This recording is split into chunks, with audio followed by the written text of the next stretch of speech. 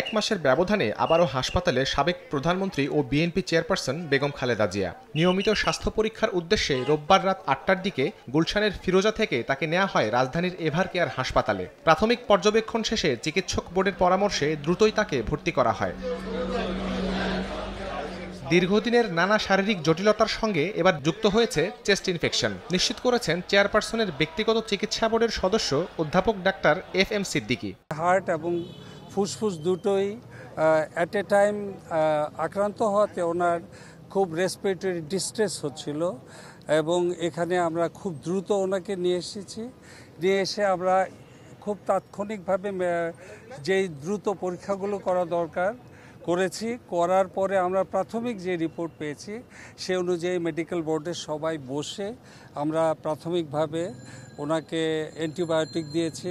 অস্থির হওয়ার মতো পরিস্থিতি নয় উল্লেখ করে ব্যক্তিগত চিকিৎসক ডাক্তার AZM জাহিদ হোসেন জানান, সর্বোচ্চ চিকিৎসার পাশাপাশি আগামী 12 ঘন্টা তাকে নিবিড় পর্যবেক্ষণে রাখা হবে। সুচিকিৎসার ব্যাপারে যথাযথ ব্যবস্থা গ্রহণ করা হচ্ছে এবং সর্বোচ্চ সতর্কতা অবলম্বন করে নিবিড় চিকিৎসা দেওয়া হচ্ছে।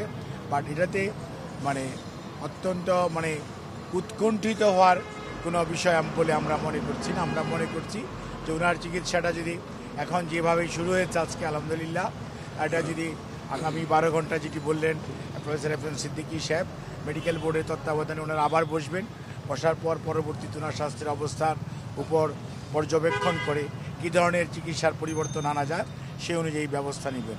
লিভার সিরোসিস, কিডনি জটিলতা সহ দীর্ঘদিন ধরে নানা রোগে ভুগছেন সাবেক এই প্রধানমন্ত্রী। লন্ডন থেকে উন্নত চিকিৎসা শেষে দেশে ফেরার পর এই নিয়ে দ্বিতীয়বার হাসপাতালে ভর্তি হতে হলো তাকে।